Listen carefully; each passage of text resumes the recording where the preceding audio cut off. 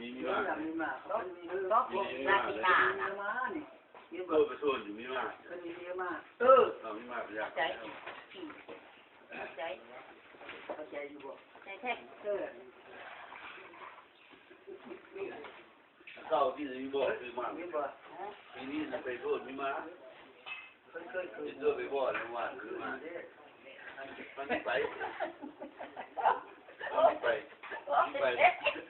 ม่รู้จ้าเราไม่จักน้ำเราไม่จักน้ำที่ไปทำอะไรนะจักเหรอกำลังมีจักตะเข้ากระหูนี่พี่เลยแดอันนี้เครื่องมันนี่นะได้ใส่เราใส่นี่แม่เปิดหัวดีเอ๊ะมาไหมบ่มาไหมผลไม้ร่างไหมกระปุกมะพร้าวนี่ตะปุกกินระบบเฮ้ยเมื่อที่มะพร้าวมาในพวกมะพร้าวเลยป่ะเขาผ่าเลยที่บ้านไงก็ได้แล้วไปที่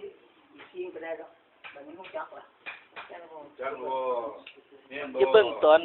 แต่งเครื่องมันครบแล้วนะมันรวมช่วยกันเนาะนี่มาแต่งซื้อไปตรงไว้เอามาถ่ายเอาไม่ใช่มางกเองล่ะงกอีกงกมาเบิ่งที่สดนี่บอกเราซื้องกเนี่ยมาเบิ่งที่นี่มาเบิ่งว่าจัดเท่านี้งกมาซื้อวันที่1 2 3 4อะไรก็ยากอะไรยากเก้าเจ็ดอันเขามาเจ็ดแล้ววันนั้น7ย่างบ่เอาชมก็มาใหม่แล้วนี่เขามีเท่าเลยก็เอาเท่านั้นแหละที่มะพร้าวบ่เอามาชื่ออีบ่มะพร้าวยังมะพร้าวกับขาแล้วบอกมาเลยก๊อกมะพร้าวไว้ก๊อกแล้วกินอยู่วะมะพร้าวน่าจีบตายแท้มันแห้งได้มีจีบก็จะหึงป้าต้นมะตะโกมันจะก้มแล้วเดี๋ยวถ่ายวิดีโอได้ถ่ายวิดีโอแล้วคนละเครื่องเลยเป็นพลังไทยที่ร้อนเลยเจ้าพอดีเฮ็ดมาแต่สมัยเล่อคำบรรยายบอกมีแล้วเนาะเอาเสียงสดๆเข้าไปเลยเอามาเลยคุยคุยกันแหละคือเล่อหรือคือใดคือเอสสำคัญลุงผีเลยนี่เอ็ดมาเนี่ยเอ็ดมาแต่ถึงบ่เกือบจะกินสกุลบ่เลยแม่สกุลแน่เดี๋ยวสกุลแม่ผู้เนี่ยพ่อของพ่อของพ่อของพ่อสามพ่อเอ็ดมานี่คือเอ็ดมาตามประเพณีเนาะแต่ว่าว่างนึงมันจะทิ้งช่วงว่างนึงคนนี้จำมาเอาว่าง20 กว่าปีนี่นะขึ้นมาคนขึ้นมาเอ็ดตามประเพณีแล้วเขาเรียนแล้วว่าเนี่ยว่างเขาไปเขาเลยแม่เอาไปชื่อหน้าอยู่โม่ภาษาเจ้าเขาเป็นนั่งเนาะเจ้าเขาเป็นอะไรที่เอาว่าลูกว่านี่ภาษาก็เท่าเนาะก็เท่าจะเทียมจะพ่อจะพันแต่พ่อพันเลย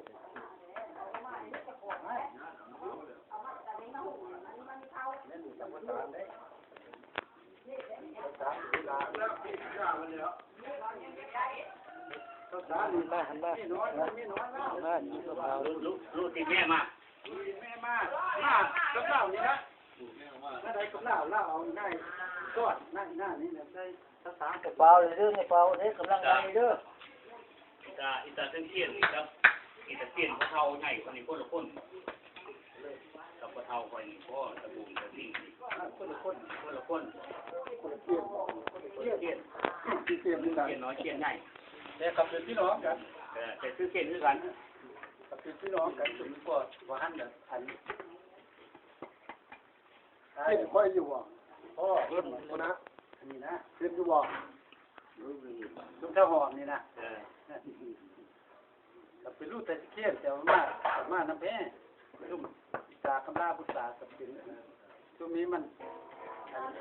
อันน้องกับแม่อะไรเด้อเพราะเคยโคเราชื่อที่เบิดคือพ่อเคยไหวพ่อของพ่อเคยโอ้ผมจับเด้อมาทุนเลยโอ้ จับกันจับจับนี่มันนี่แหละจะโบพอดีเลยพ่อมันนี่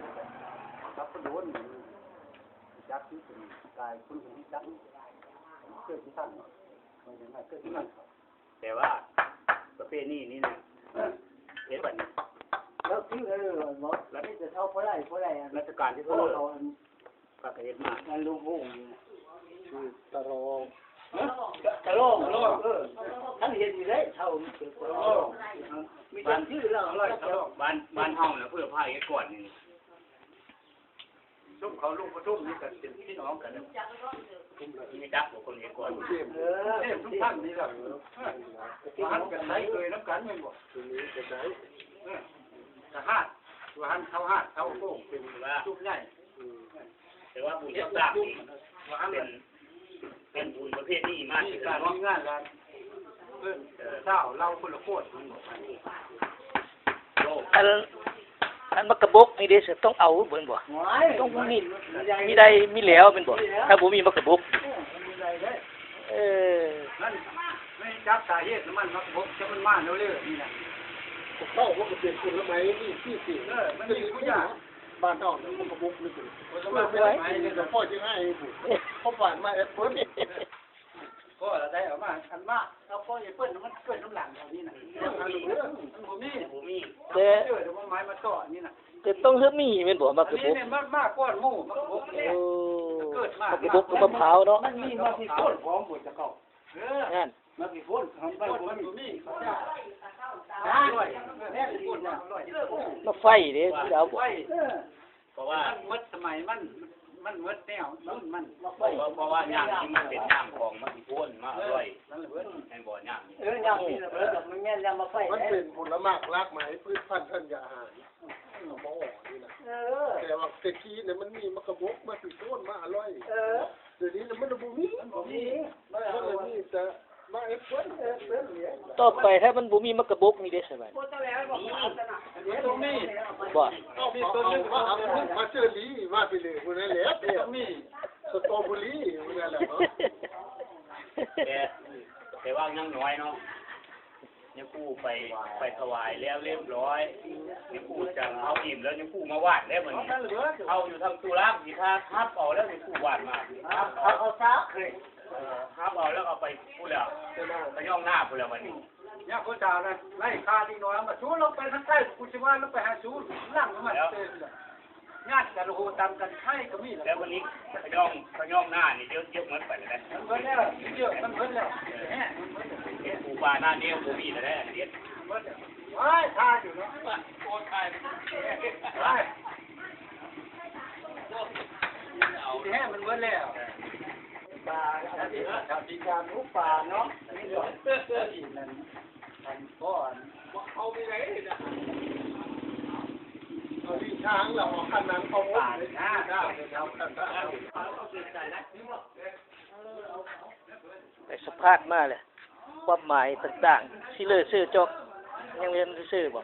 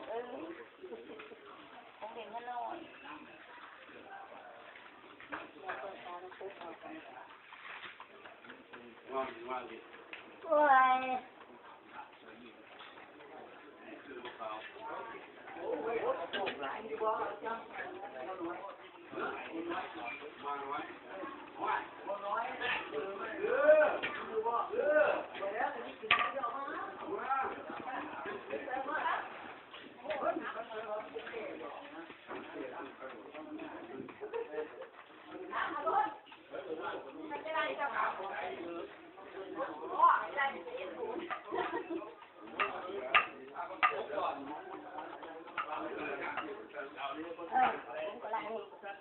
เอ็ดเข้ามา